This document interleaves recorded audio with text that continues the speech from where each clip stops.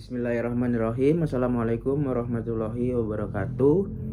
Saya bertanda tangan di bawah ini. Nama saya Hardiat Hawari Utama, dari kelas TL 4702, Prodi S1 Teknik Logistik, Fakultas Rekayasa Industri, dengan NIM 1020323054 dengan nomor absensi 6. Dengan ini saya berjanji akan mengikuti dan mengerjakan tugas kuis ini dengan sungguh-sungguh, jujur, tanpa menyontek hasil karya teman saya. Di sini pada kuis ditanyakan, manusia ditinjau dari aspek historis, biologis, kecerdasan, sosial, dan spiritual. Nah, itu menurut saya, manusia itu makhluk utuh karena punya 5 aspek penting: historis, biologis, kecerdasan, sosial, dan spiritual. Nah, kalau salah satu aspek terlalu menonjol, maka keseimbangan akan terganggu. Misalnya, kalau seorang hanya fokus pada aspek biologis, seperti makan, tidur, kerja tanpa memperhatikan aspek spiritual, hidupnya akan terasa kosong.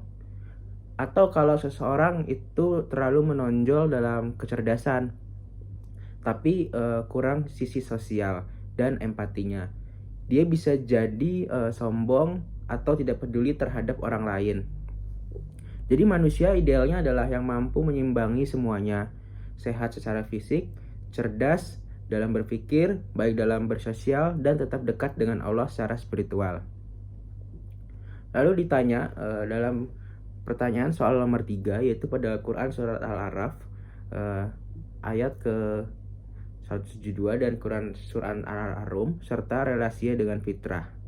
Dalam Quran Surat Al-A'raf ayat 172, Allah berfirman bahwa semua manusia pernah bersaksi sebelum lahir bahwa Allah adalah Tuhan mereka. Artinya, di dalam diri manusia sudah tertanam fitrah keimanan sejak awal penciptaannya. Lalu dalam Quran Surah Al-Rum ayat 30, dijelaskan bahwa Allah menciptakan manusia dengan fitrah, yaitu kecenderungan alami untuk mengenal dan menyembahnya. Jadi kedua ayat ini saling berkaitan atau terhubung. Manusia sejak awal itu sudah memiliki potensi iman. Namun lingkungan dan hawa nafsu bisa membuat fitrah itu tertutup. Tugas ini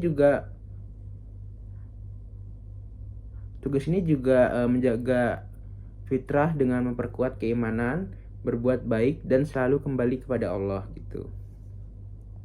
Selanjutnya soal pilihan keempat, saya milih nomor 4, yaitu dengan pertanyaannya ada bentuk-bentuk hidayah Allah dan ungkapan saya belum mendapatkan hidayah. Jadi menurut saya hidayah itu sebenarnya sudah Allah berikan semuanya manusia dalam sebagai bentuk. Ada hidayah naluri, akal, panca indera, agama, dan hidayah taufik yang membawa seorang pada ketaatan. Jadi ketika seseorang bilang saya belum dapat hidayah, sebenarnya hidayah itu sudah ada. Hanya saja dia belum mau membuka diri untuk menerimanya. Hidayah itu bukan sebuah usaha dan niat dari manusia sendiri untuk mencarinya. Allah juga sudah berjanji, siapa yang berusaha mendekati kepadanya, maka Allah akan memberikan petunjuk yang lebih besar. Selanjutnya ada pertanyaan nomor 8, yaitu terkait realitas sikap kaum muslimin terhadap Al-Quran dan hadis di zaman modern.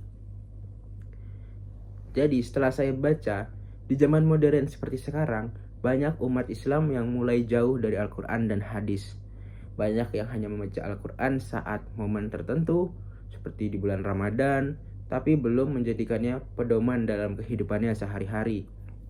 Padahal dalam Al-Quran dan hadis adalah sumber utama ajaran Islam yang seharusnya menjadi panduan dalam segala langkah hidup kita.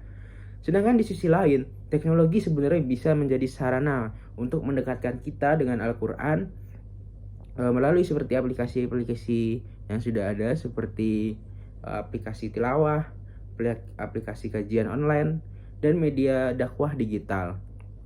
Jadi tantangan kita hari ini bukan sekedar membaca, tapi memahami dan mengamalkan isi Al-Quran dan hadis dalam kesehariannya, supaya nilai-nilai tetap bisa hidup di tengah perkembangan zaman modern ini.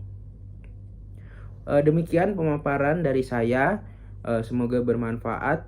dan bisa menambah pemahaman kita semua tentang nilai-nilai Islam dalam kehidupan sehari-hari. Terima kasih sudah menyimak. Wassalamualaikum warahmatullahi wabarakatuh.